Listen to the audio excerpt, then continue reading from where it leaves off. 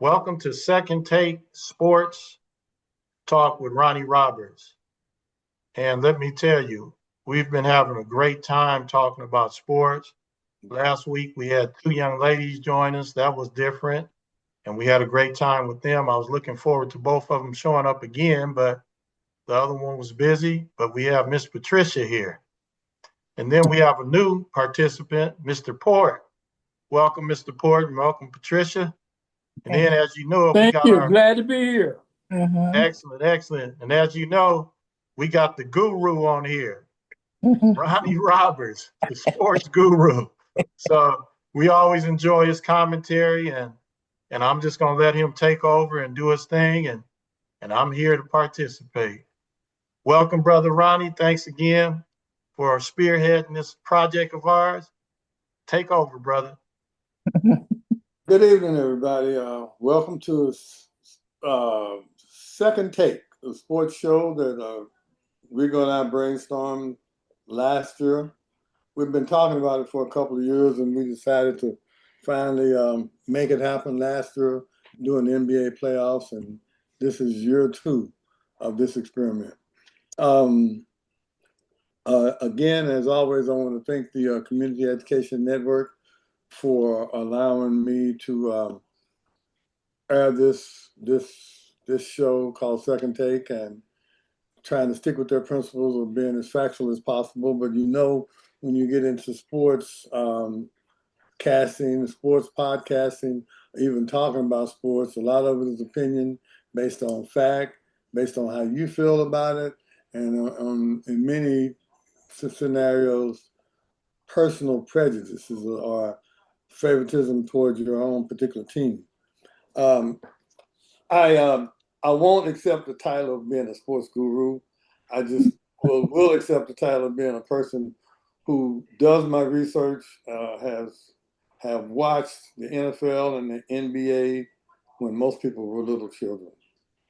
So I've seen all of the great players that play in the NBA, seen all of the great players that play in the NFL, and I try to give as unbiased and unfiltered opinion as possible. Of course, I have my favorites and my own personal prejudices, but I try to call it like I see it, and not overly favor my teams, even though some thought different, because I told them at the beginning of the show last year that the Oklahoma City Thunder were the best team in the NBA and we're going to win the championship, and we did. So, be that as it may, talking to some of the guys that were on the podcast with us last year, one of them being Rick in particular, and a couple of other guys. Being an LA-based show, we were all pretty much Laker fans, and I am a Laker fan. I have Lakers on my body. And I'd say that, again, I'm going to repeat this, and it may sound repetitive, but 80% of the Thunder fans, particularly Black Americans, African Americans, were Laker fans before the Thunder came to town. And most of them will admit it, but you know, how do you shift your allegiances? You get your hometown team, you're going to go with that hometown team. I had attended a few Thunder games before I moved from California in 2020. And one of my favorite player, Kevin Durant, and my other favorite player, Stephen Curry. Kevin Durant happened to be a Laker, a Thunder player, and I followed his career at Texas when he played at Texas. So that was kind of segued me right into being a Thunder fan, because he was a Thunder player when they were in their heyday. Be that as it may, the Thunder have evolved now, have a whole new different look, whole new different team, and we are the best team in the league again. And there's not a person in the world that I won't say that to with utter sure confidence. Because of what we did last year, most of the experts have come over to our side. Many of them did during the season last year, because we had a historic season where we had 68 victories during the regular season, and then won another 16 more in the playoffs, so we had 82 victories for the whole year. One of the most startling facts about the Thunder in their rise is their depth. Not only do they have great players, but they have depth. 6 games last year, the top 6 players didn't even hit the court. We won all 6 of those games. 3 of them by double figures. That ought to tell you something right there. I was telling one of my friends the other day that we have probably the second best player on the planet in Shedeur Alexander. I'm going to still tell anybody I think in the world that Nikola Jokic is the best basketball player on the planet. You can argue with me about that all day. It is not Shea. And it's always, if you got a good little man and a good big man that are equally skilled, go with the big man. Go with the big man. I'm a Jabbar fan from way back. Russell and Chamberlain were my fraternity brothers. The greats ever. I'm always going to favor the big man over the little man. Segueing on into that. Here comes my man Rick. Looking forward to hearing from him. At any rate, the current season has gone, we're 16, 17 and 1? Yeah. And doing better and just motoring along with the season. The whole league is in the midst of the NBA Cup tournament. We got about 4 or 5 teams that have 2-0 records. That's one of the things that we didn't attain last year. We got beat in the cup, so I'm looking forward to us participating and winning that cup again this year. Or winning that cup for the first time. Ronnie. Yes, sir. Excuse me a second. I want to introduce everybody to Mr. Bobby. Hey, Bobby. Hey, excuse me. How is everyone? Good. Good. Good to meet you. Yes, sir. Bobby, Mr. Bobby. I'm Ronnie. The guy to the right is Port. The guy to the left, the lady to the left is Patricia, and she happens to be my life partner. All right. And I like the name Jazz 7 because one of my little handles on emails is Jazz Nuke 27. Okay. Well, then we are kindred spirits. We are kindred spirits, and Port's a big jazz lover and a musician himself, and has his son's a professional musician. His nephew is a famed professional musician. I'm not mentioning any names, but he's a music man himself and a jazz lover as we are. All right. Very well. Very well. So let me tell you guys a little bit about Mr. Bobby. Mr. Bobby used to do a sports show, and he's a sportscaster, if I'm not mistaken, from back in the day. And then also currently he's a part of the 2 guys that does the counter racist show. Formerly Neely Fuller used to be ahead of that. They were co-hosts. So he was with Mr. Neely Fuller Jr. for years doing a counter racist code show. That's so right. he's been spending time with an actual giant. Neely Fuller Jr. was very exceptional, and then Mr. Bobby is exceptional in his own right, and he can tell you more about himself. But I've been having the pleasure of spending a little time with him, on the podcast. So, welcome, Mr. Bobby. Thank you very much. Thank you. Thank you. Glad to join Almost forgot because we're on different time zones. Almost forgot. I looked up and said, hey. So here I am. So glad to be with everyone. And then there's Rick. Rick, are you live? I'm live. Can you hear me? Yes. Okay. We got a new guy joining us today, Bobby. Bobby, I don't know if you two know each other. No, sir. Okay. No. Well, Rick is one of these brave. He and Rashaki are brave guys, 60-year-olds who still playing in a basketball league. I so admire them for that. All right. Because man, if I went up and down the court one time, because as soon as I get it, I'm gonna shoot. I wouldn't be able to get back and play no kind of defense. Okay. And after a couple of trips down the court, I'd have to get some ice. So You I never really did admire play these any guys. kind of defense, did you? Huh? You never did play any kind of defense, did you? Oh, when I play football, I play quarterback. So yeah, that's the only defense I ever played. Right. Well, in my brief basketball career, which was nothing because I could never get past the JV, I was a defensive enforcer because we had varsity athletics during the 6 hour, like most kids did in high school. And during the off season, the football players would scrimmage the basketball players every day.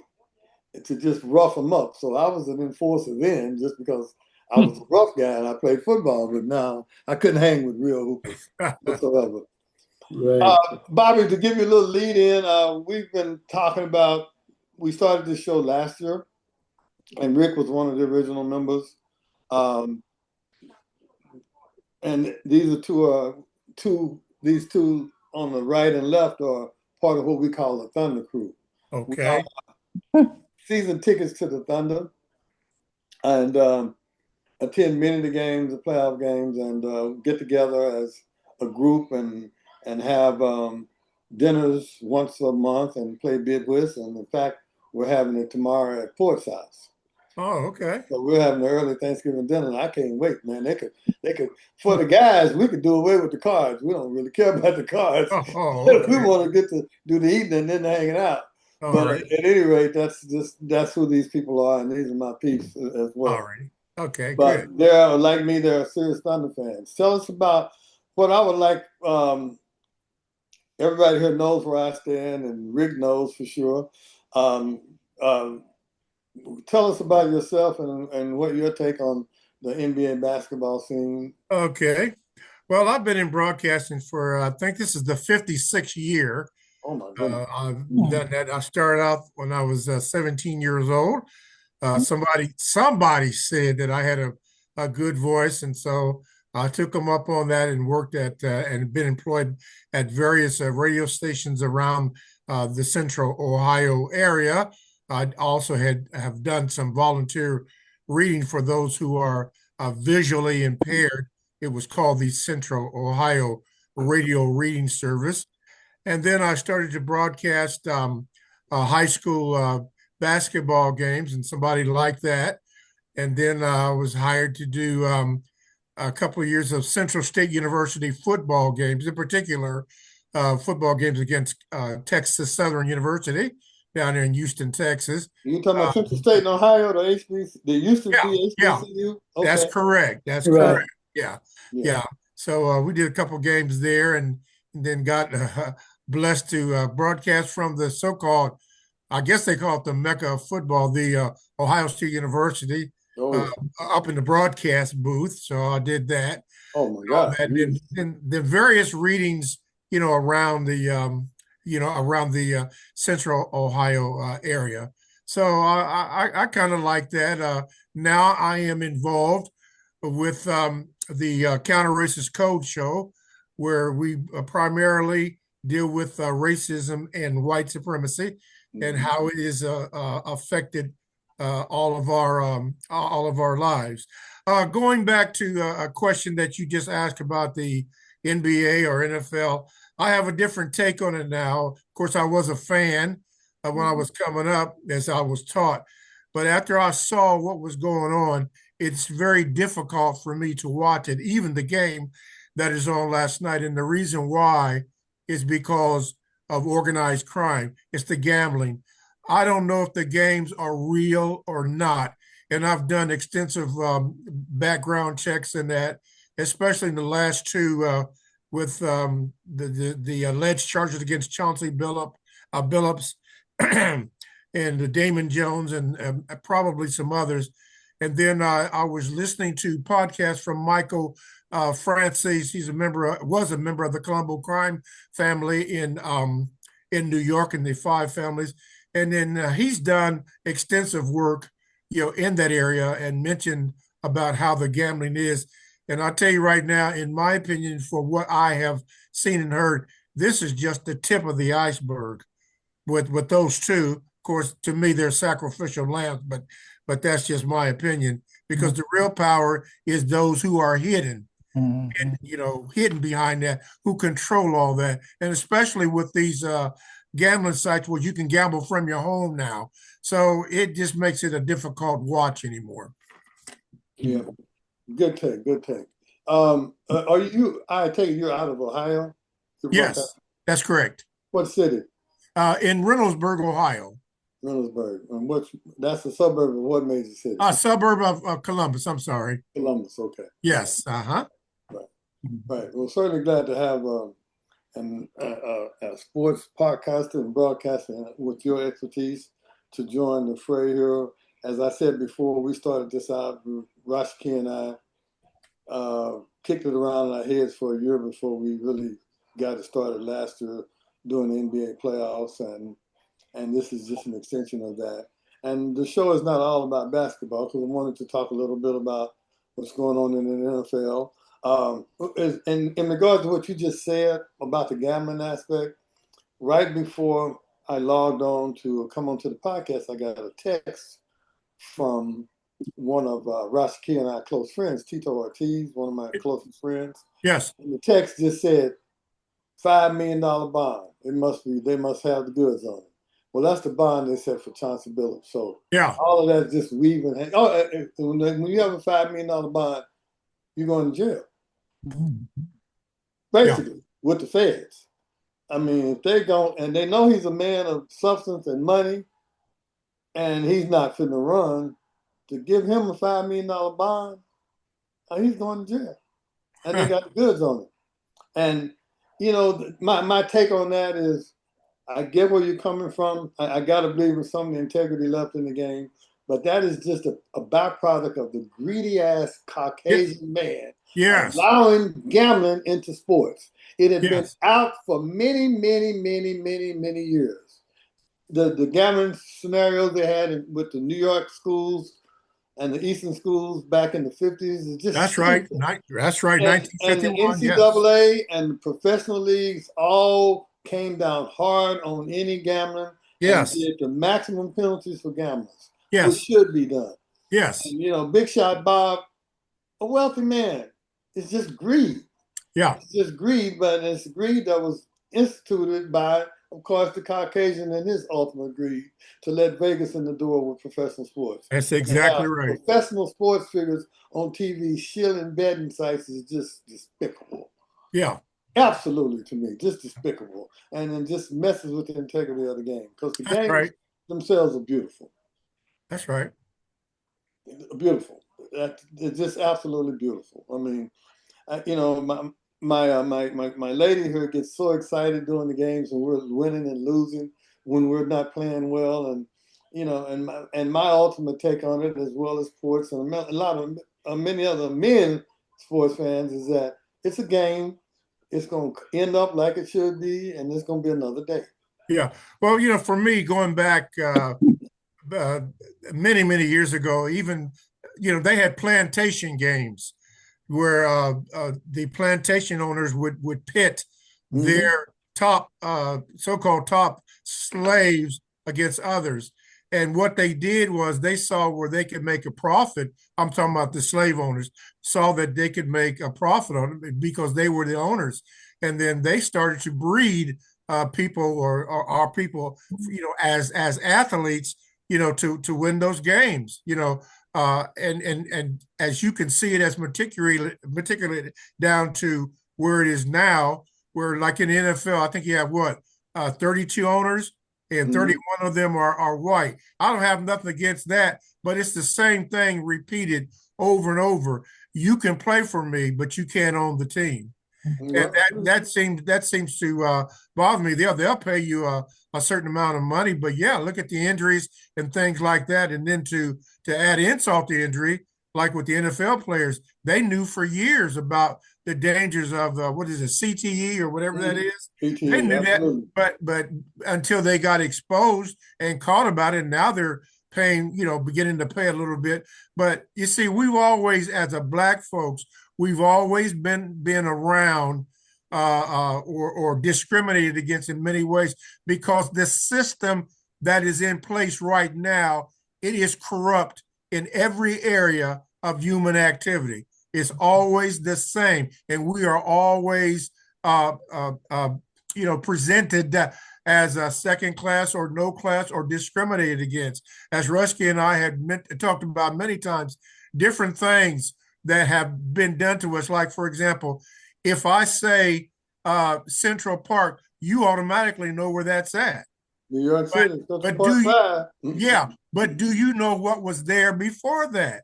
Yeah, it was a place called Seneca Village that we owned, but they, and I'm using air quotes, wanted that land from those black folks and took it and renamed it Central Park. There are many examples of how this goes on, all throughout the so-called American history, which was named after Amerigo Vespucci. Vespucci, Yeah.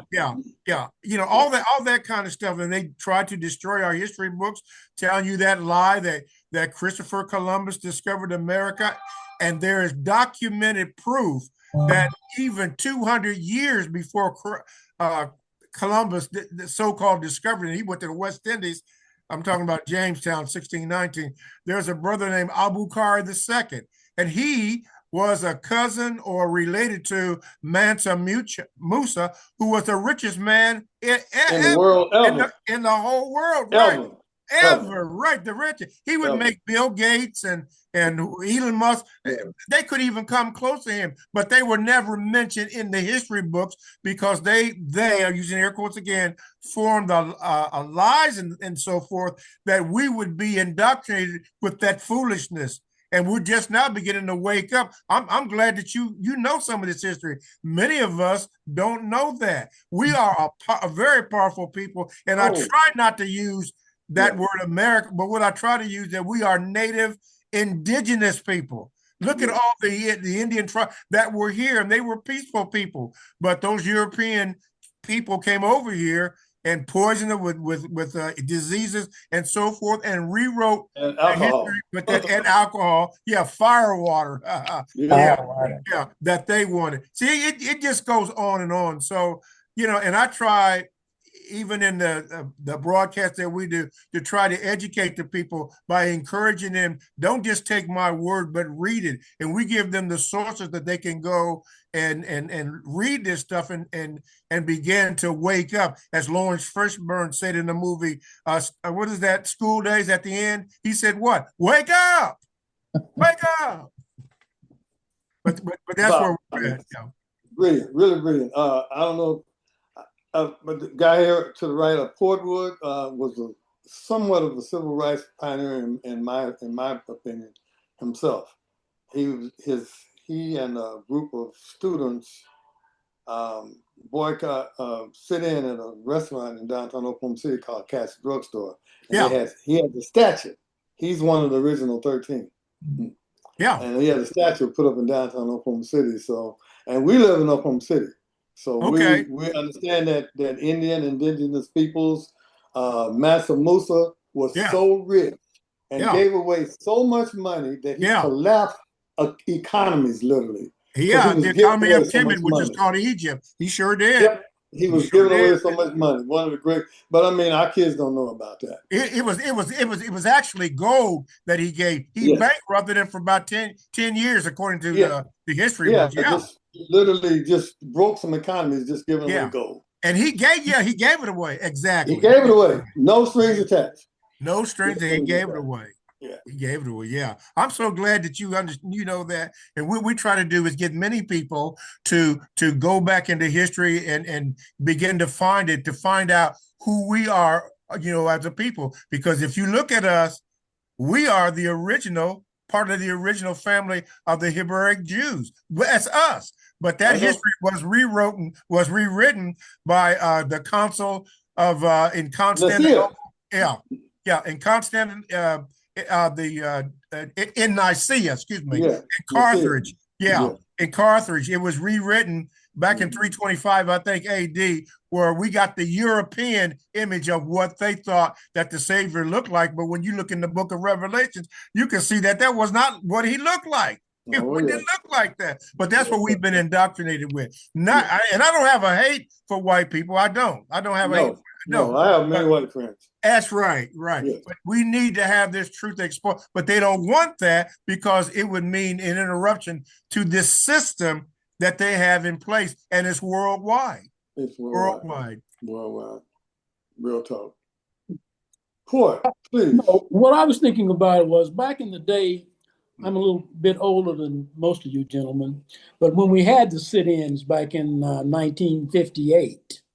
We sit in at the Cat's Drugstore in order to integrate services. You couldn't get a drink, couldn't go in places in Oklahoma City and get a mall to get a soda or whatever. You could buy it, but you couldn't eat it there. Mhm. They wanted your money, but they didn't want your presence. And if we were going to give them some money, we wanted to be fully present. So I was just, and also back in 58, when we're talking about the gambling thing, you would have been put under the jail if you acted like, if you were a player or coach, whatever, and you even talked about betting on sports. In 1958, it was, nobody would have predicted that gambling would have predicted. I tell my wife all the time when different things happen in sports. And she said, well, why does that happen? I said, well, that has to do with the gambling. And it was strange because Ronnie and I have not even talked about this, but the import of gambling is so much greater now than it was then. I mean, people would have had what they called originally a conniption fit. To know that you can sit in your living room in 1958 and bet on sports? Or anything No else for that matter. way. Yeah. No way. And you mentioned that, and that's a good analogy of that. But you take Major League Baseball, for example, you know, all the scandals and so forth that was around, and then. But let me interject here. Now, you and I have been told, and we believed it for a long time, that Jackie Robinson was the first African American or whatever to play Major League Baseball. But that's incorrect. It is incorrect. If you go back into the history of Major League Baseball, it could even be before what I'm getting ready to tell you. But the first person, Major League, that they had, and it is on record, documented, and is in Cooperstown, was a man by the name of Moses Fleetwood Walker. What's the first? Look it up. Don't take my word for it. And his brother, Weldy Walker. They played for a team called the Toledo something. Mudcats. Yeah, could be. Back in, listen to this, back in 1884. That was a long time before Jackie Robinson's so-called integrated Major League Baseball in 1947. And why did they do that? Well, because Major League Baseball was suffering as far as attendance. And Branch Rickey's associates and so forth went down to the so-called Negro Leagues, and they saw the prosperity of those Negro Leagues. They around the baseball, because the stadiums were sold out, but they had businesses that were operating there, food places, cleaners places, restaurants, all types of business that were thriving in the Black community of those days, those little cities. They were making money, and Major League Baseball wasn't. So they selected who they thought was the best players out of the Negro Leagues to put them in the Major Leagues. And they still were discriminated against, but that's what they did.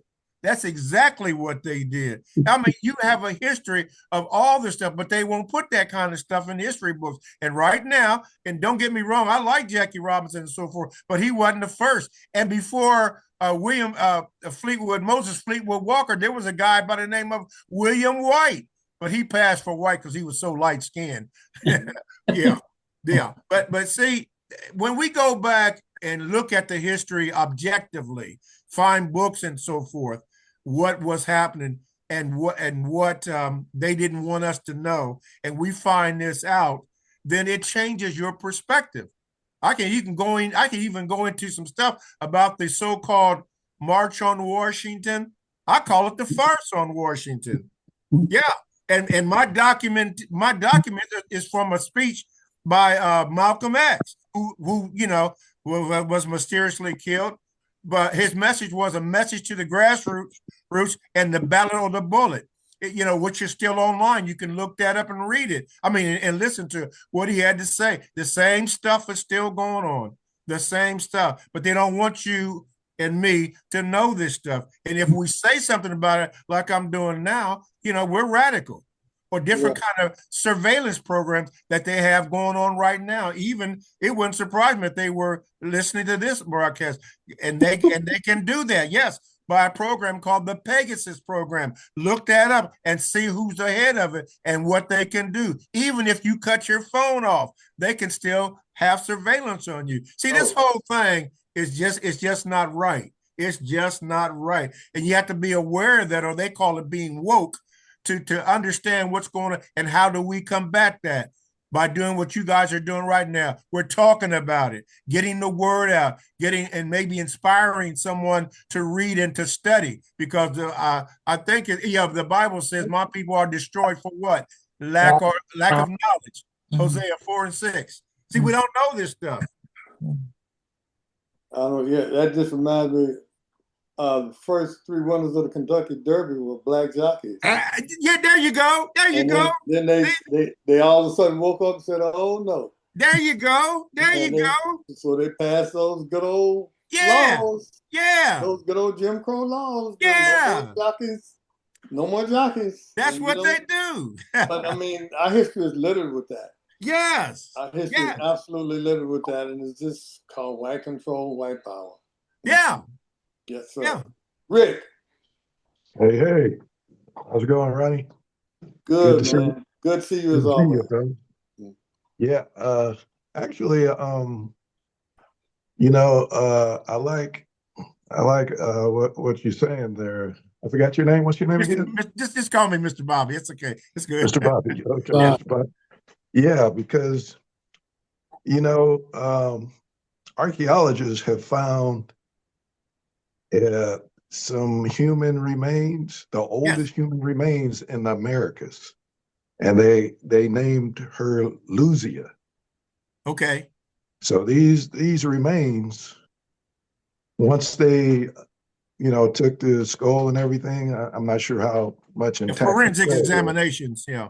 Right, and you know how they do it like a forensic reconstruction. Yeah, and they did that, and Luzia was of black descent.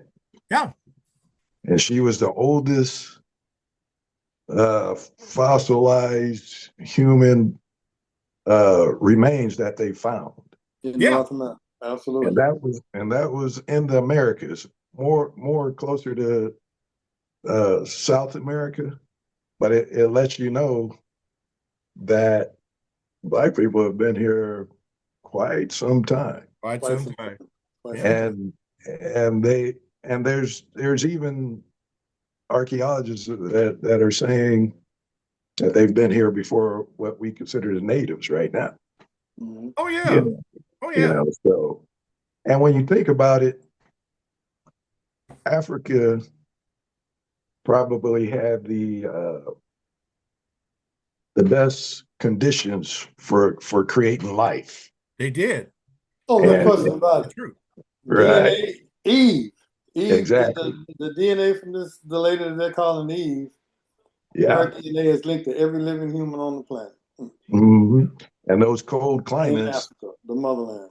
Yeah, it would have been tougher for those colder climates for all the bacteria and whatever to come together and create life.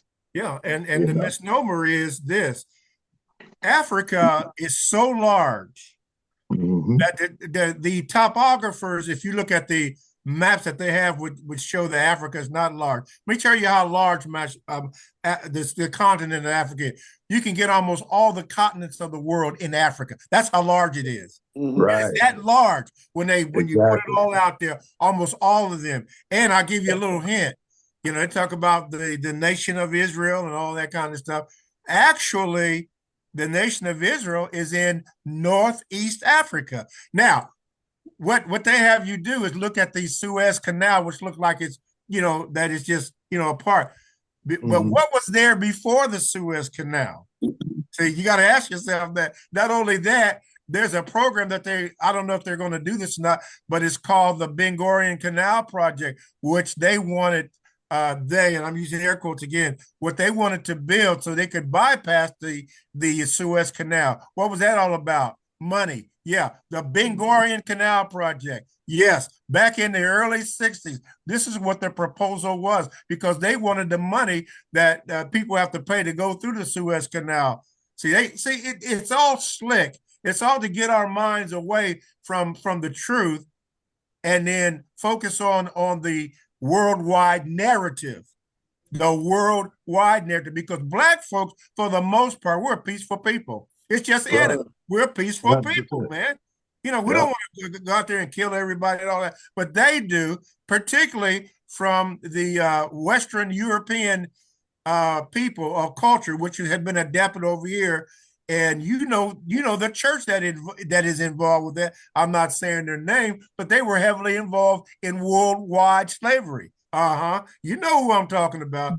Oh, yeah. And then and listen to this: the Ethiopian Bible has all 88 books of the Bible, whereas over here the Western European have what 66 books, and the Catholic has what 73, but the original books, and they have found them, are with the Ethiopian people. Yes, right, the Ethiopian people. Shout out to Ethiopia. They were the only nation, African nation, that was not colonized because they fought against it. They refused it. Yes, they refused it. The African continent was divided up by 14 nations. Yeah, called the Berlin, the Congo Conference. Check that out, of 1884-85, and 14 nations divided up the African continent. Sure did. It's interesting. It's interesting that you would say that, but since we're speaking on something like that, did you know that there is only one continent that is predicted that they know it's going to grow within the next century? I bet you can't guess which one it is. Well, tell who is that? Africa. Africa. It's the only continent that will not lose in population for the next 100 years. It's the only one, and it's not even close on the growth of continents. They don't know what to do about it, but it's happening right now. Mm. And you know what's funny Africa about is that? the only, every other continent will lose population for whatever reason. Africa is the only one that will gain within the next 100 years. Look it up, as you say. Yeah. Yeah. And what's funny about that, I can't think of the name of the movie, but it was a movie where I guess there was a natural disaster and the Americas got flooded and and the European nations got flooded, and they built these big giant high-tech arcs. They were made out of metal though. And actually they got all these people on these arcs. I think it was something like two big giant arcs. And when the water came through, when the flood came through, it took the arcs away. And the funny thing that you mentioned that is because the only continent that was available at that time was Africa. So all those people went to Africa. You know, some of these movies will tell you some truth, subliminally, Mm-hmm. but without telling you the truth, without telling you the whole story, And sometimes they do know what's going on. Yeah. Yeah, I'm not seeing you, bro. I can hear you, brother, but I'm not seeing you, brothers. Who you talking about, Rick? I can't. Yeah, somehow I got. Maybe somebody didn't like the truth that I was telling. I don't know. I can't. Who you not seeing? Who are you not seeing? I can hear you, but I'm not seeing nobody. Interview? That's got to have something to do with you. Probably. Well, I don't know. That's all right, but you can hear me. Yeah, we can hear you. Right. Can you sweep this? Can you sweep the screen? I'm doing all I can to get get back in here. Maybe I have to get out and then come back in. I don't know. We'll see. Mm-hmm. But also, like Mr. Bobby was saying, I'll call it. I was unentertaining the thought of what he was saying. I didn't want to use the term entertain the thought because I hate to entertain the thought that these basketball games could possibly not be real. Yeah. But we've heard for years in college and in pros that games get fixed sometimes. So, we hate to think like that because just like Mr. Bobby was saying, it kind of took him away from, to a certain extent, took him away from the realm of enjoying basketball, Right. Which, it did, like I said, I did unentertain the thought, and I kind of pushed it from my mind Right. so I could maintain being entertained, Yeah. It's what you're saying, Rick. It just makes me think. One of the reasons to me when I was a kid, back in the late '50s and early '60s, like Ford, boxing was just so huge. But boxing killed itself because it was obviously the fix. I mean, they were Right. obviously fixing fights. They were obviously Yeah. throwing Yeah. fights. It was so obvious that boxing lost the public. Yeah. And then they had figures like Don King, who made Ali and Frazier and a lot of people a lot of money, who was one of the biggest crooks in America. He made Right. himself even more money than them. Yeah. Who backed him? Who backed him? White men. There you go. Yeah, I mean, everybody knows that. Yeah, white men. But I mean, he was like a pawn in a game, That's but right.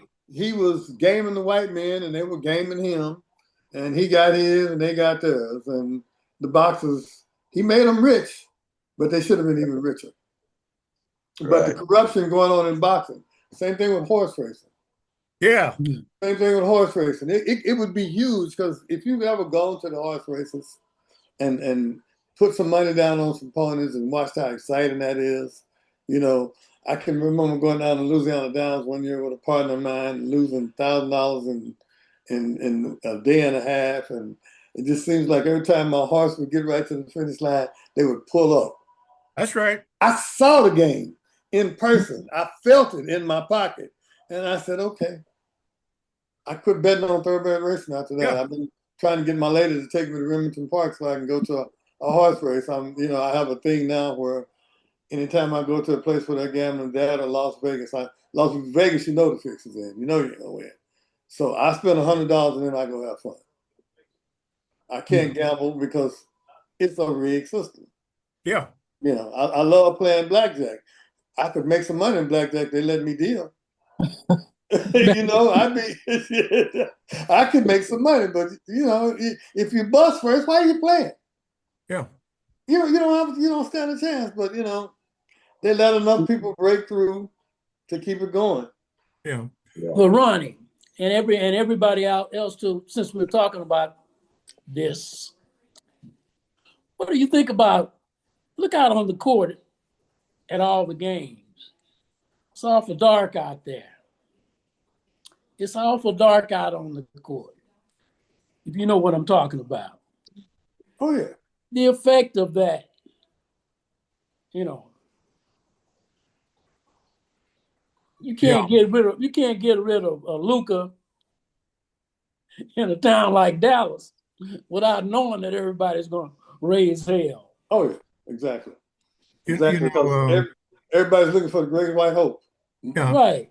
But I'm Yeah. saying we're looking for not necessarily hope. Yeah. You're gonna have to have a lot of faith. I'm struggling to find. You got 5 of you guys out there on a whole lot of teams, and I hate to say it, but I'm not sure that's good for the game. Port just brought up a good point, and that was when he used the word faith.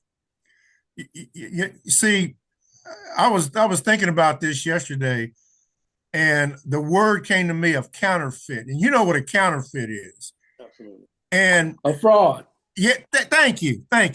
Most of our lives, things are just counterfeit.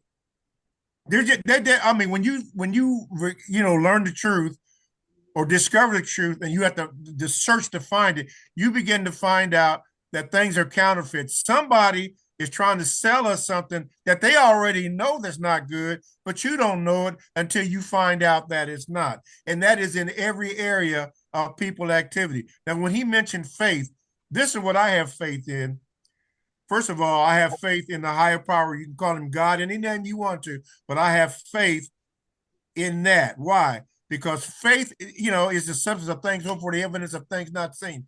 What we're doing right now, this is what I believe in. Why? Because it's real. None of us have an agenda to take advantage of somebody or do something wrong. We're exposing that which is true. And what does that do? That strengthens us. That strengthens us in every area. For example, learning about women. I didn't know nothing about women until I understood from the spiritual point of view, how am I to be a man? How am I to, take care of a family and do what I'm supposed to do? Leave an inheritance for them and so forth. The world doesn't teach you that. They teach you opposite things. But when we get together like this, and I'm glad you brothers have this program, that we can share ideas and then begin to act on it, because none of us, including yours truly, know everything. I need to know. I need to know what you know so that I can apply it to the life that I have and then apply it to others. And what does that stem from? Telling the truth. None of us have no agenda to be better than anybody else, but to help our brother and our sister, whoever they are. And you do that by telling the truth, being truthful with yourself. The truth hurts, but the truth also heals. Truth will set you free. Come on, brother. Rico. Rashaki, you back with us. Oh, Any yeah. comments? I've been hearing this everything. Oh, I know you have. Did Miss Pat talk? I didn't hear Miss Pat. I'm learning. I'm learning. There you go. I'm the pupil here. There you go. I was Rashaki. This has been great. This has been great because this is where the show Second Take segues into the Community Education Network, and we're, as you always say, each one teach one. We're teaching. Yes. And then not only are we teaching the potential audience, we're teaching ourselves. Yes. Being educators like you and I and Pat are, we're lifelong learners. That's right. Every day that I don't put another tidbit of knowledge in my head is a wasted day. But I've not had one wasted day in my conscious lifetime, even when I was in the right smack in the middle of drug addiction. I was still learning something on an everyday basis because I'm just a passionate reader. I want to know about our people. I want to know about our enemies. I want to know about everybody. You just want to know. I want to know. One of my greatest political teachers and helped me form my political beliefs was a man who I didn't hardly believe anything he said. But as in college, I studied William F. Buckley seriously. I read everything I could get that he wrote because his views were just the opposite of mine. I wanted to know how other people think. I wanted to especially know how the people in power think and how they see things. I wanted to know why so many Black people back in the day when I was a kid, the Black athletes and entertainers were all Republicans, is because they had money and they were trying to protect what they had. And the Republicans have always been known to take care of rich people at the expense of us, the non-rich people. I needed to understand that. I couldn't understand why one of my heroes, who's to me still a goat in football, is Jim Brown. I couldn't understand why he was a Republican. I couldn't understand why my frat brother, Will Chamberlain, was a Republican. I couldn't understand that. I couldn't understand why Sammy Davis Jr. was a Republican. But through reading and studying Bill Buckley and the folks with the power, the real power in this world is the folks of the financial people in Wall Street. Which was created. Those are the people with the real power. And why are Jews, who are such a small percent of the American population, so powerful? It's because they have money. And they're integrated into the financial fabric of our society. The American system, since Eisenhower, has given $1 million a day to Israel. $1 million a day is going to Israel to support a democracy in the middle of essentially some black countries, essentially Africa. And that's just about maintenance of white supremacy. Now, again, I'm not condemning all Jews. I would never, never propose to do that because they have been instrumental in supporting many black causes like SLIC, like Black Panthers. Yeah. Oh, like yeah. They CORE. helped start the NAACP. Yeah, oh yeah, they have been really instrumental in it because here's the thing you got to understand. There's good Jews, there's good white folks, there's good black folks, there's bad black folks, there's bad Jews, there's horrible white folks. I mean, freaking horrible. And they just happen to be in the majority numbers wise. I have been They just have more practice. Yeah, I have been more disgusted by some of my own people in my life than I ever have white folks. I could give you some more information in detail what you just said, but I'm gonna segue into this. If you look at there was a war back in 1967 called the Lavon Affair. The Lavon Affair.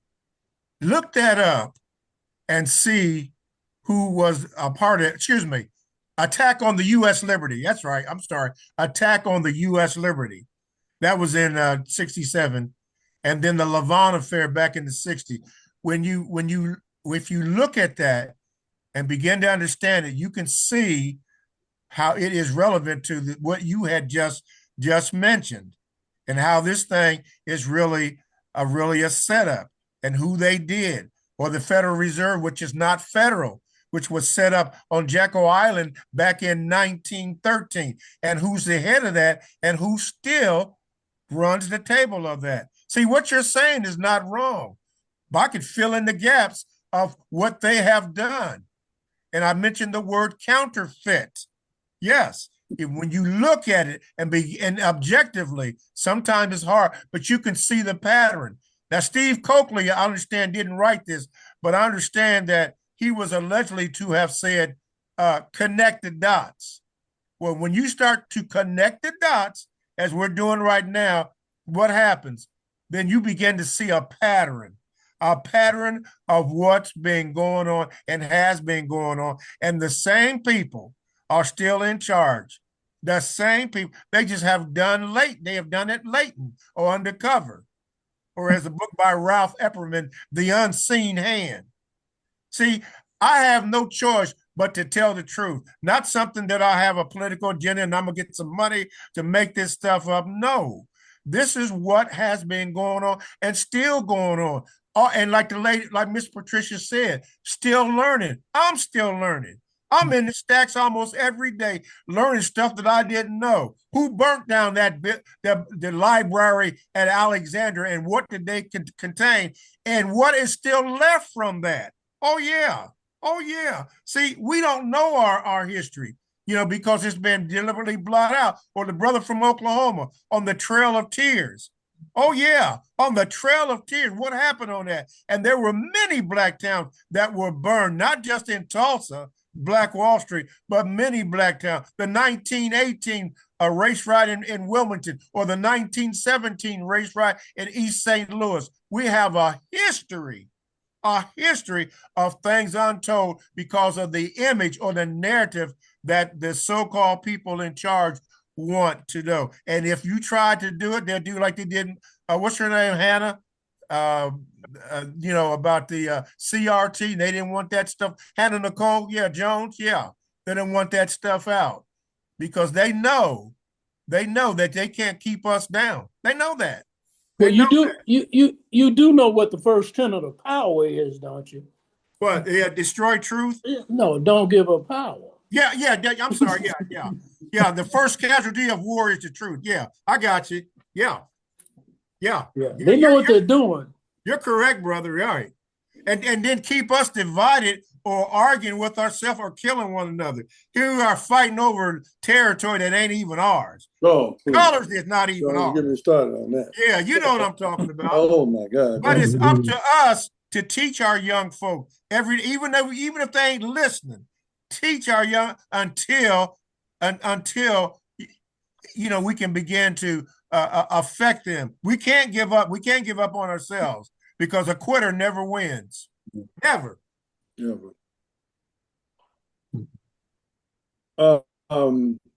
At this point, we've been on here for about an hour now. Can we? I want to speak of this being a sports show. I wanted to talk a little bit about Shedeur Sanders yesterday, and his being the first Cleveland quarterback to win an NFL game, to start the first game since 1995, and the fact that he'd been stuck on the bench at the end of the year, all year long, the fact that he had not even gotten reps with the first team offense, which is not unusual for the third quarterback. But when he became the backup to the other rookie quarterback, should have been getting some first team reps. Kevin Stefanski is a good football coach. He's won Coach of the Year honors twice. There is no reason in my mind to believe that any football coach would be deliberately holding down a talent that would help him win and keep his job. Well, he did make the announcement today that even though Dylan Gabriel is not healthy again, Shedeur will be starting again Sunday. I don't have an issue with that. He probably has no choice. He probably wants to win. Cleveland is probably the worst team in the league next to the Raiders, which is just doesn't make sense with the resources and that they have in Vegas and that the Davis family has. But it's just mismanagement. But, it was empowering to me as a black man yesterday and as a man who has seen a black man vilified because of being arrogant. I think his dad, Dion, probably hurt him more than anything. No coach in the league really wanted Dion in their locker room second guessing them or all on because of his national powerful profile. But it doesn't make sense that just now into the season, and I knew that before the season started that he'd get to play as a matter of attrition. But what he did yesterday, and he just didn't tear up the place. Don't get me wrong. He's a rookie quarterback.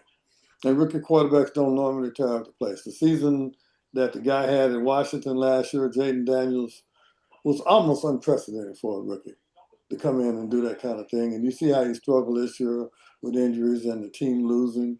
It's just really, really, really hard for a rookie to come in and at the most important position in the game to make that kind of an impact. But he played his butt off yesterday, got him to a victory, and it just was a vindication, not only him, but his family, his values. The fact that he came into the league a multimillionaire because he made $5 million his last 2 years, a year in nil money at Colorado. He already has a Rolls Royce. He already has all of the things that rookies are trying to get. He's got a $250,000 chain hanging around his neck. He walks in the door. He makes more money off the field than the damn coaches. His jersey is one of the top 10 sellers in the NFL. What took it so long for him to get on the field? Being the coaches, I'm just going to assume he's not racist. Well, making mistakes now, Ronnie, not to cut you off, but I want you to cut me off. What happened was, Cleveland has a lot of experience at making mistakes. Particularly with quarterbacks. Right. And for the last, 30 years. 15 years, that's the only thing that they've done is make mistakes as far as concerns. So what we can say for sure, the only thing we know for sure is that they don't know what they're doing. They don't know what they're doing. And that's management. Yes. It didn't make any difference who's they're managing. They mess up yearly. So, he just fell into, we are still talking about sports, but I know you've noticed that how well, especially a quarterback does when he goes to pro ball depends so much on what team he goes to. Oh, most definitely. Most definitely. So if you're lucky enough to be drafted by, let's say, the Thunder in basketball, Mm-hmm. you got a good spot. You got a good spot. Yeah. Yeah. Yeah. Well, high draft choices as quarterbacks normally go to the worst teams in the league. And that's to keep the balance going. And that's a good concept. It's the same way in baseball, basketball, hockey. The worst teams in the league have the opportunity to get the first draft choices. By the way, I might let you guys know that don't know, the Thunder have a chance to get 2 lottery picks this year because of choices they own from other people. The only problem with getting lottery picks, they can't friggin' play. Now, there's no room in our rotation for them, but now if we get the right lottery pick, obviously there's room. But, I was one of my friends was a coach in Tulsa, championship girls basketball coach by the name of Butch Fisher. He said, the Thunder, what they're doing right now is almost illegal. We're talking about a team that's just not only beating people, they're beating them down. I mean, what they say last night, they're putting a belt to people. And I was just thinking, we were in the middle of this podcast last year, Laker lover friends were telling me about what kind of chances they had. And I said, man, y'all ain't even going to get to us. Y'all can't get to us because y'all can't beat Minnesota. Y'all can't beat these other teams that are in the way. And it's still like that because they don't play any defense. They got 3 great players. One of the best ever. He ain't the GOAT, but and that white boy Luka, man, that boy there, he is ridiculous. His offensive game is just a thing of beauty to me. A lot of my girl doesn't like him. A lot of my friends don't like him. But me, just being a purist of the game itself, what he does with the ball in his hands is just generational. And he's done it since the moment he stepped into the league. But the boy been playing pro basketball since he was 13. That doesn't mean a dang thing to me. What means something to me is his skill set, which is supreme. Absolutely supreme. He is a savant offensively. Now, his defense, he's like a matador out there. Because he ain't checking nothing. He ain't checking nothing. And until 2 years ago, I thought he was better than Shea. But Shea is continuing to grow. Shea has always played defense. Shea has always been an all-around player and a team first player, whereas Luka pounds the air out of the basketball, but you gotta love what he does because he gets the results. Now, Luka, like a lot of great players in my mind, will never win a chip. You don't think so? He'll never be a champion. First of all, because he's just a year younger than Shea. And Thunder ain't going nowhere. They're not going anywhere for a long damn time. Shea is our oldest great player. We got 2 guys in their 30s, Caruso and what's the other guy that's in the 30s? Kendrick. I mean, and they're like our 9th and 10th players. Let me interject, man. Go ahead. The Thunder, they're great at the moment, and like other great teams back in the day,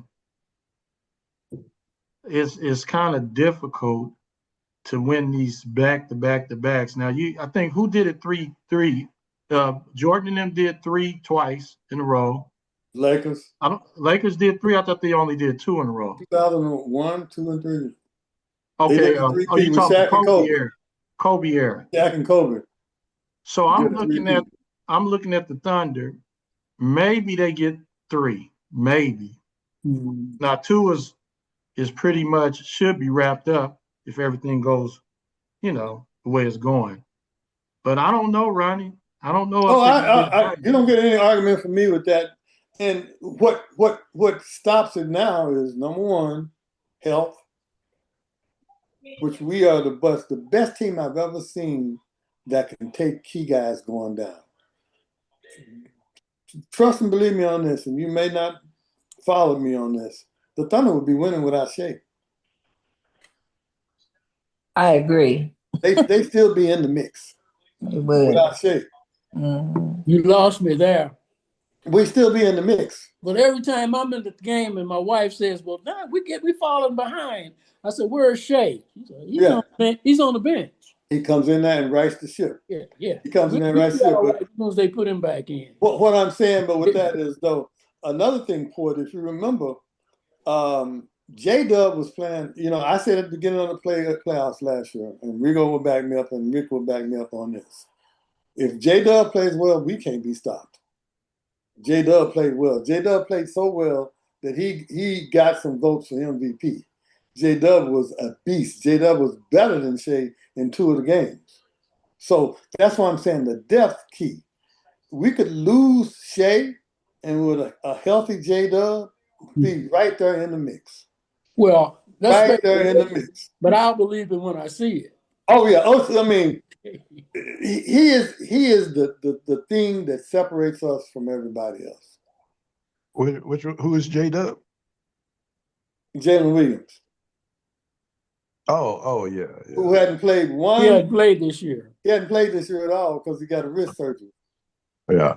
And he made 13 All NBA last year, and second team All NBA on defense. Great player, and he's 24 years old. And he just blossomed. But he has shown this all along, but sometimes he had a tendency to disappear in big games. He got done in by Dallas, which was our nemesis when they had Luka. Dallas was the one team we could not beat when they still had Luka. And they even beat us when he left one time, but after that we got him back in check.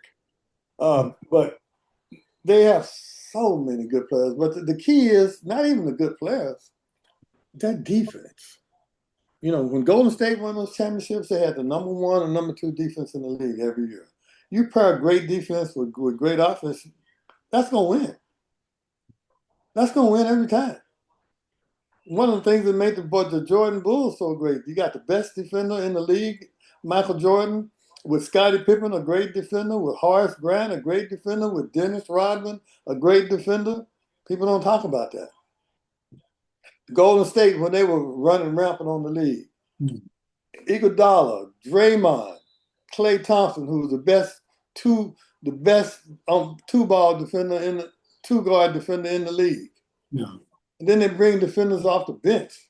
Yeah. But great teams, great NBA teams got 2 things going for them. Number 1, of course, the talent level is first. Number 2 is health. And number 3, team, not I. Team. They play together as a unit.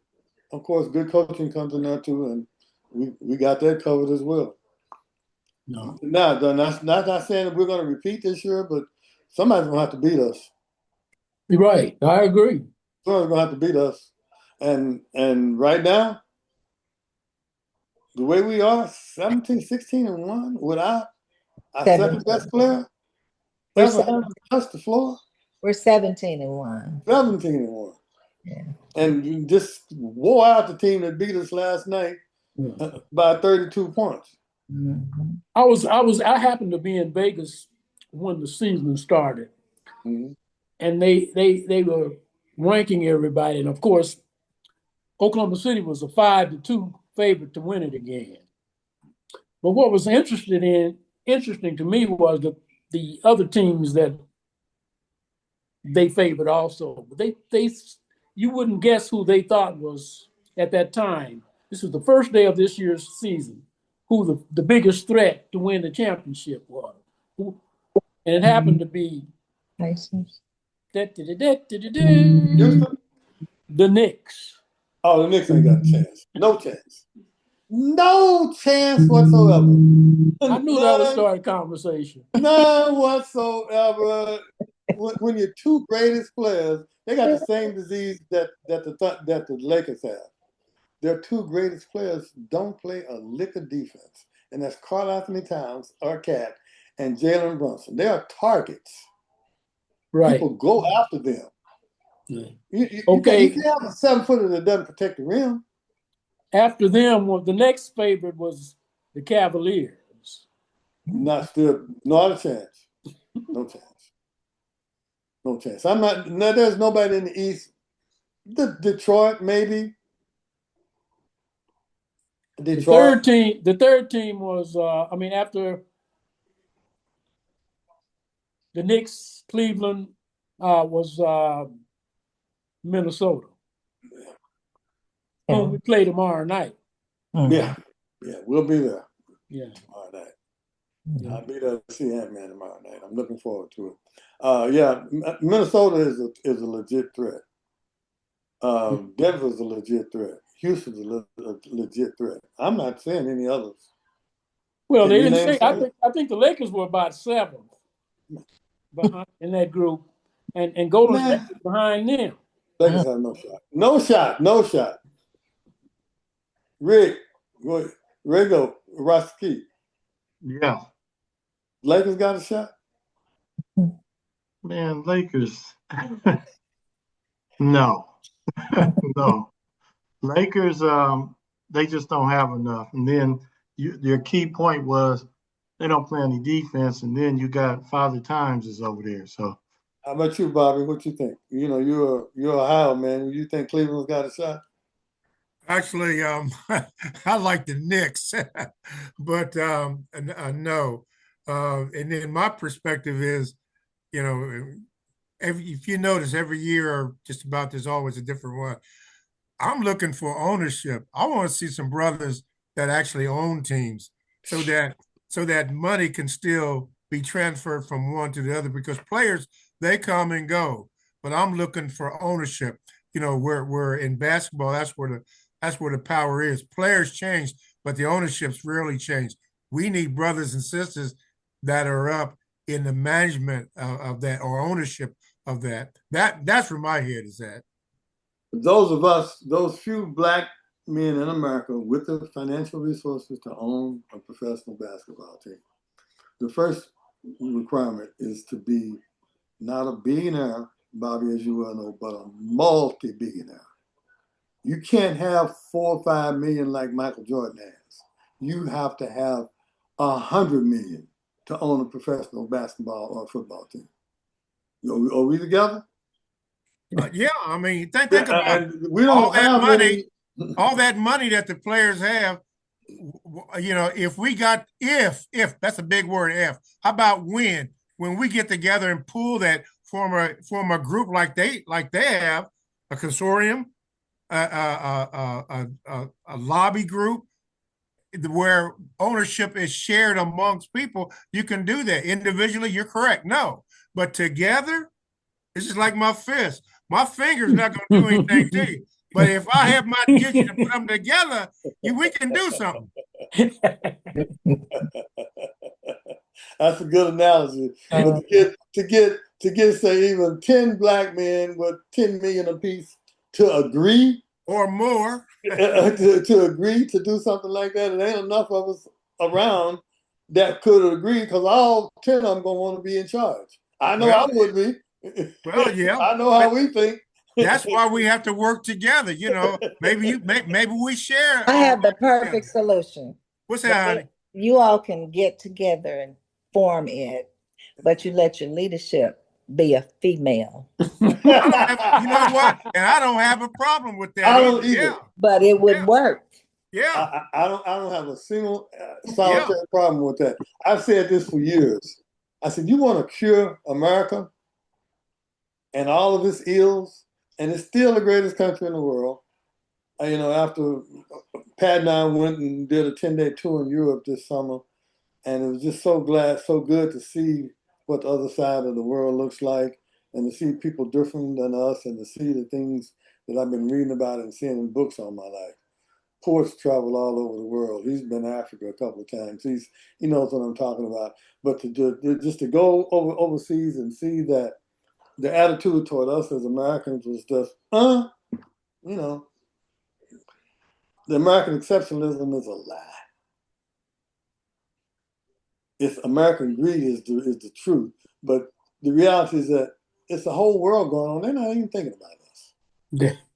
I mean, they could give a crap about what's going on over here, and there's universal disdain for us because we got a clown as a leader, and we've selected this clown twice. So, American exceptionalism, please give me a break with that crap. But I would not want to live any place in the world other than here. I think Patricia was correct in been saying, because there's been many great leaders, Yes. Women leaders.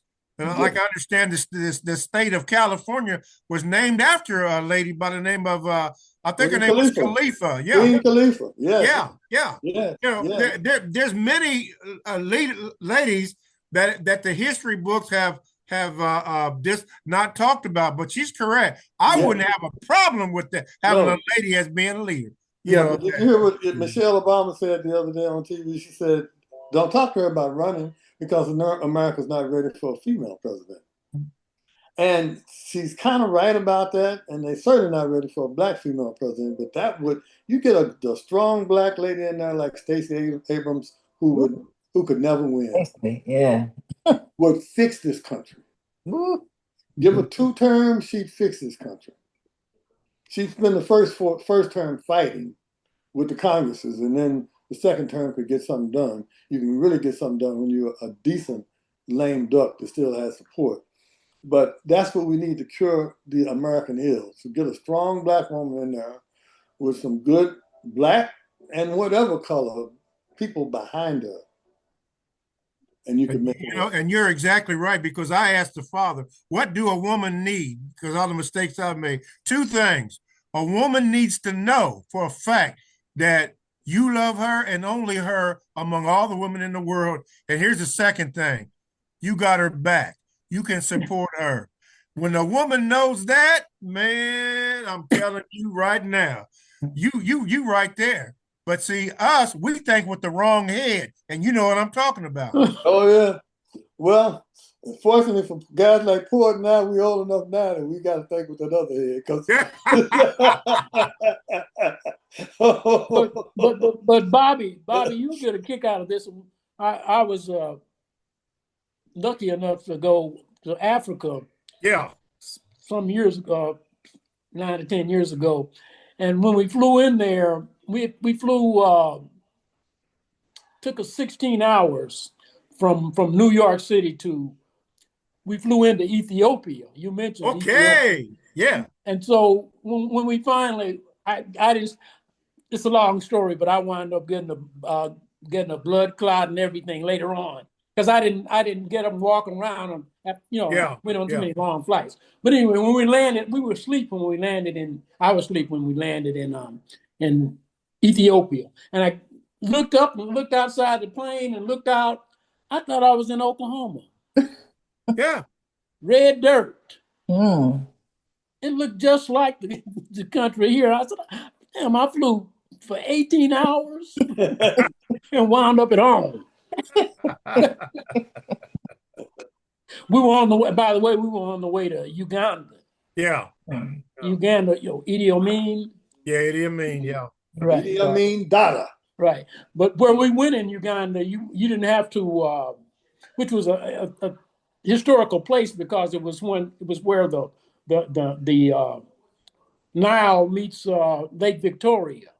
That's where they come together, is in Uganda. Okay. And I don't know. You could not get in where we were. The only way you could get there was fly in. You couldn't drive in. So the people that worked where we were going just lived there. You couldn't drive out. This was in Uganda, but very interesting. Yeah. By the way, what do you call it?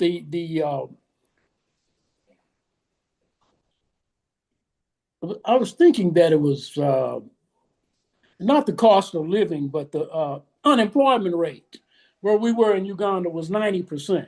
Whoa. Whoa. 90%.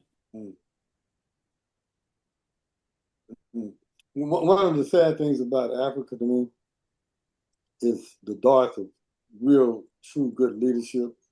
that's not corruptible by money. I think Africa would be far more advanced as a country or as a nation with huge countries in it if the leadership weren't seduced by money and power. And money corrupts, but power corrupts absolutely. You get the combination of money and power, and every noted African ruler has been a thief. They're stealing. But the rulers worldwide, in every country, including the communist countries, are stealing. They're thieves.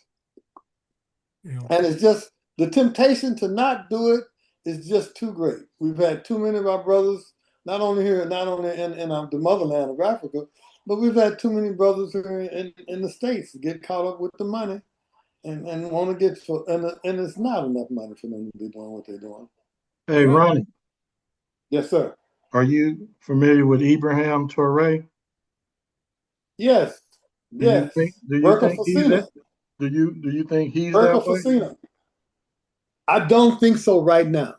I think he is the most interesting leader that they've had in Africa for some time because he has told these other countries, you're going to pay to get our resources, and some of them you're not going to get them, period, because we can sell them to somebody else. But like any poor nation, and this is an extremely poor nation, Who was Muammar Gaddafi leader? It's got so many endemic problems that I'm not certain any one man or one movement can fix all this wrong in this tiny country of Burkina Faso. I think Ibrahim Traore has got the right idea. I think he's incorruptible at this point, but I don't know how that will hold up. Now, what Because about those other countries? It's about 2 or 3 other countries that's in alliance with what he's doing. What about them? they're all smaller too. None of the big ones like Nigeria, Uganda, Nigeria, Kenya, none of the big ones does he have. He has some smaller countries. I think he's starting a movement that hopefully will spread throughout the motherland. It only takes one. It only takes one, Yeah. and he's the spark, and he is of course drawn the ire of almost all of the Western leaders because he's pretty much told them kiss his ass. You're just not gonna come over here and take my resources without paying me correctly, and some of you're not even allowed in here. But they have so many needs, just like Port was talking about that region of Uganda that was 90% unemployment. They don't have money to feed their peoples. Their infrastructure is just literally non-existent outside of the capital city. I call it the gas effect. GAS, greed, arrogance, and sex. To chime into to I gotta write that down, Bobby. That's knowledge. Gas effect. Yeah, greed, arrogance, and sex. And see, I'm learning about Muammar Gaddafi, and what I've learned about him is not the constructed lie that has been told about him, but when he was in power in Libya, I understand that they didn't really have too much or any poverty, and what he did in feeding the people, but because he refused to understand to go along with the world system, I would just say this: it looks like he was assassinated. Oh, That's all I'm gonna say. Yeah. Oh, yeah. Yeah. But see, but the history books here paint him as being a bad guy because he didn't want to conform. Go ahead. I'm sorry.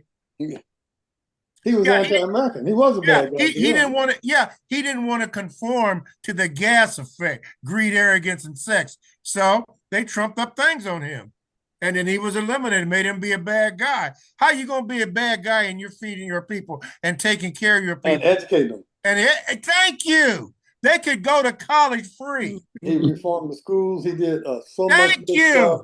Thank you. One of his downfalls was his crazy sons. His sons helped to pull him down because they were so corrupt and greedy. Yeah. And then he finally fell for some of his demands himself because, the arrogance and the sex all come into that equation. And it's just hard for men in power to resist it. I don't care what Especially, color they are. especially when you think with the wrong head. Oh yeah. Oh yeah. Yeah, Oh and yeah. that make it so bad. That head don't have no brains in it. Ain't got no brains. Are you They got one sure? eye and can't see out of it. Yeah. Are you sure? Now, I'm going to say this because I'm going to sign off. It's been good to meet everybody. And thank you so much for inviting me. But as far as the Thunder is concerned, and this is my take on it, we are going to win 2 back-to-back. And we can play without Shea and win the game. We've got a strong bench. That's Great. my take. Peace. Good night. Good Good night. night. Thank Nice you, meeting Ronnie. you, Thank you, Huh? Virginia. Good night, Patricia. Nice Pat. meeting you. It's nice meeting you. Thank you, Thank Ronnie, you. for inviting me. And how do I get off? Walk away. Well, you're right. Okay, I'm out. All right, you all enjoy. Yeah. Okay. Close your window. That's all you got to do. Okay, all righty. Good discussion tonight. Shedeur, I just certainly hope he has some success going forward. I want to see that young man do so well. I am, we're going to probably in the next few years see white quarterbacks being in the minority like black quarterbacks were for years. Well, you still got, to me, probably one of the teams that nobody's been talking about, and they're beginning to talk about it now, is the Los Angeles Rams, who, to me, have the obvious MVP for the league this year, and Matthew Stafford, who has been around forever, who can just flat out chunk it and got a great coach. But, nobody's talking about the Rams. I don't get it, being in the nation's entertainment center. The Rams are clearly the best team in the league right now. They may not be after the Super Bowl, but right now I think they got a really good shot at it. I was happy to see Patrick Mahomes pick the Kansas City Chiefs up off the floor and pull that game out against Indianapolis, because their season would have been over without that victory. And I fully expect them to beat the Cowboys on Thanksgiving Day. That's my take on that. Yeah. Me too. So it'll be interesting. Long season ahead. Interesting games coming up. Obviously, we're going to continue to do this. Yeah, we'll be back on. I want to see Shedeur, man. I wasn't even able to watch it because it wasn't playing here. You got to have the NFL ticket and all of that, man. Yeah, I have a league pass. No, I have a NFL Red Zone, which is I very, very seldom will sit and watch one team. My team is the Pittsburgh Steelers. One of the reasons I'm a good broadcaster, a good podcast, I know that hot garbage going in. We're still leading the division where we're tied now with Baltimore. And Baltimore ain't crap either. I'm beginning to think that, the one thing you can say about the Cowboys, when it gets cold, they're going to fold. I'm still Lamar Jackson has never had the signature playoff game yet. Yeah. And now Baltimore's defense has gotten weak, so he's not a factor. Josh Allen and the Buffalo Bills, he's played well in the playoffs, but his defense is going to crap. They can't win. The central theme of all sports and champions is defense wins championships, offense puts people in the seats. Well, you can always look for the team with the best defense if you want to bet your money on who's going to win and who's not going to win. Right.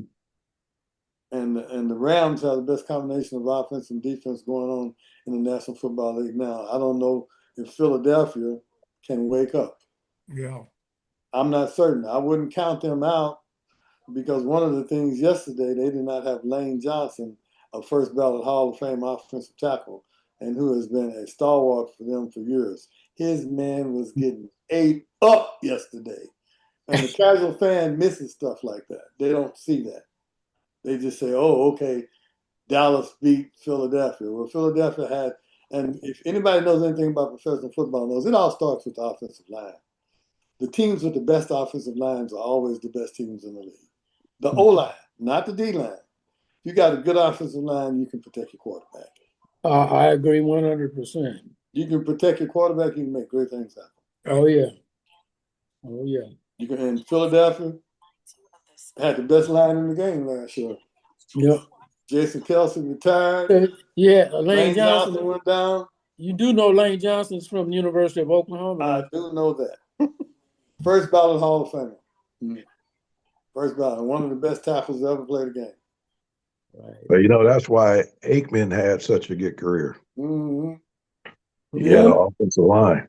And they ran. Yes, yeah. he did. They had the best line in the game for many years. For many years, the very best line in the game. Right. And I think back Ask in Emmitt Smith. right, I think back in Doug Williams' days with Washington when he had the Hogs. They had the Hogs, another good offensive line. Yes, that's really the key. And that was his only championship. But you know, he got that championship with that offensive line. Yeah, games are won in the trenches in football at all levels. But you guys, Rashaki, ready to wrap this up. We've been on here long enough. I need to get on and do some things. Bobby. Yes, sir. So glad you came on. Thank you, sir. Thank you. Glad to be here. We're probably going to try to do this on Mondays because Rashaki has serious obligations, seeing obligations on other days. So if you can set aside some time for us on Mondays to do this, love to have you back. Of course, Port will. I'm going to be all over him. Yeah, glad to be back. Usually I'm in the stacks studying for the show that we have on Tuesdays, but I won't be there every Tuesday. So we'll try to make some time so that we can have a discussion, because to me, you guys are all family. We family. Yeah. Thank you so much, Rick, as always, for your insight and your presence, and Rashaki. That's all I got. All right. All right. We'll do it again. All right. I'm out. Thank you. Out. All right. See you guys. Okay. Yeah.